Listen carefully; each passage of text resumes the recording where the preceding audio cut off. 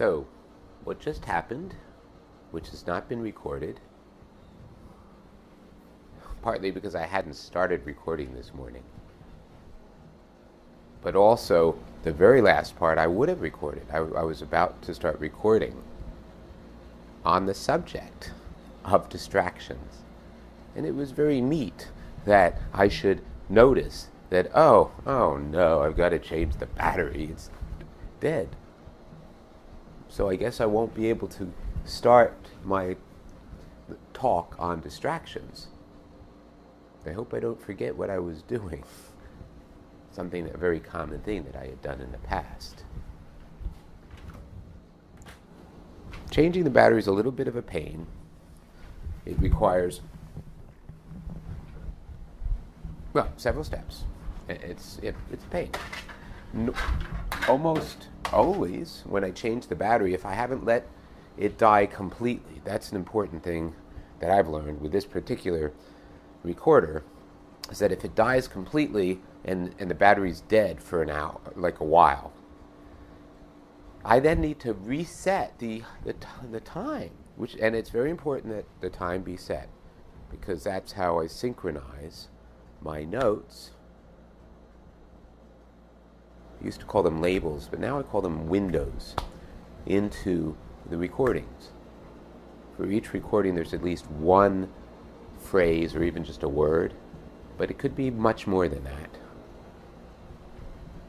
Depending on my situation, if I'm, say, sitting somewhere, I'm very likely to do a lot of writing while I'm parroting, while I'm talking, or while I'm thinking my thoughts aloud. I always say it that way instead of saying it the way almost everybody who first learns about parroting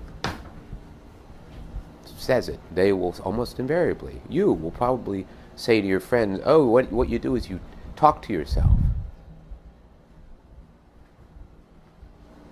Well, in one sense it's quite true, but talking to ourselves is something we've been taught. It's for either crazy people or to do in private. If people overhear what we're saying, well, we feel very uncomfortable about that. So, we need to get over that. And one way we get over it is we say to ourselves and to anybody else, well, you could call it talking to myself, but I'm not. I'm parroting. But to be more specific, I am allowing the main line of my thinking in my role as conductor of my mind's orchestra. I should have said in the part of my brain, the prefrontal lobe, that contains the executive functions, just like the executive offices of a corporation are going to be concerned with making sure all the different pieces are working together.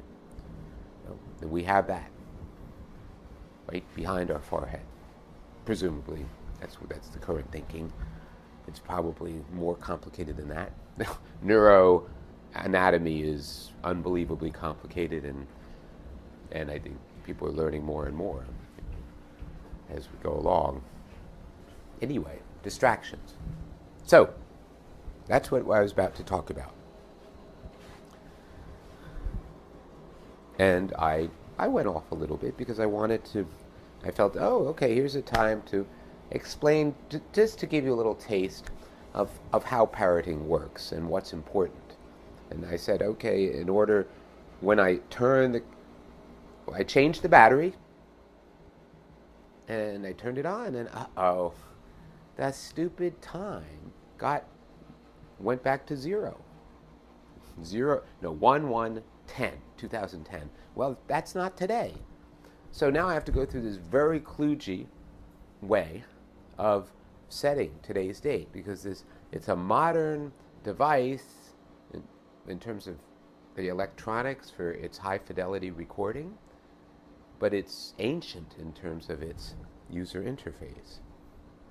So 1990s, the early 1990s. If anybody remembers back then when DOS was still the thing, Windows 3.1 was still a little ways down the road. Apple was, the Mac was way ahead of everything else. And it was still, it was pretty kludgy itself. But most of us people who were not doing Macs were still stuck in having to remember the syntax of commands. You got to have a certain number of commas in a row because never mind. It's so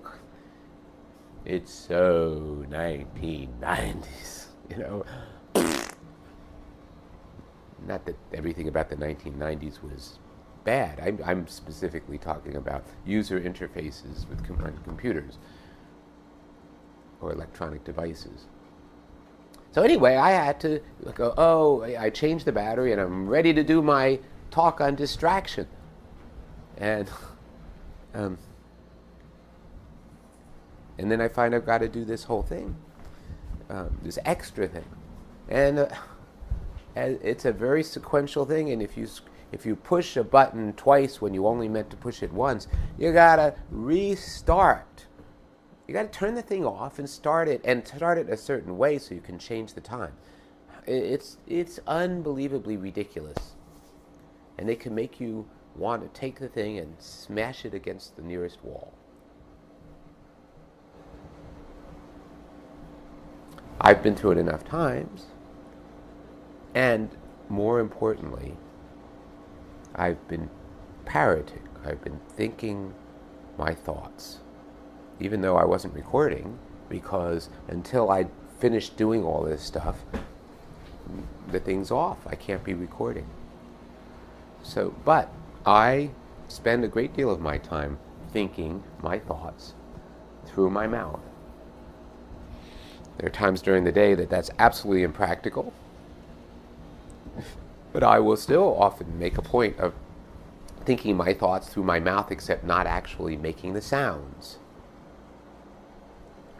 Sometimes I will actually go through the effort of mouthing the words completely, just not having the air go through, so that nobody hears me. If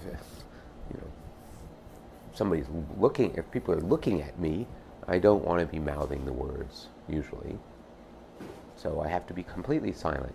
And I'll tell you, there's a difference. There is definitely a difference.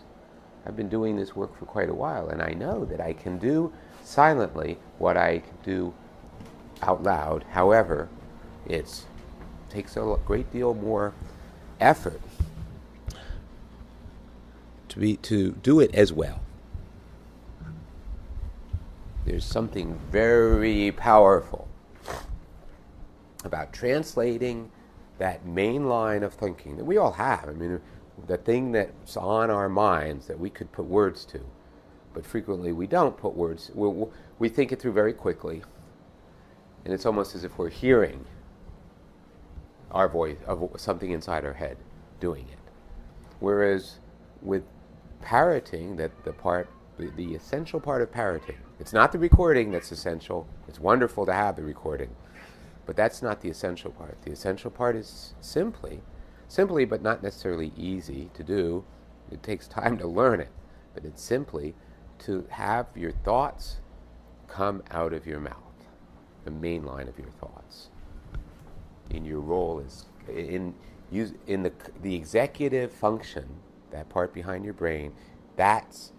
You're having that function be voiced.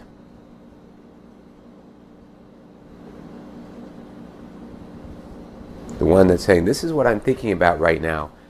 And one of the things I have to do while dealing with this very distracting thing of having the recorder have a dead battery just as I was beginning to talk about distraction, and then finding,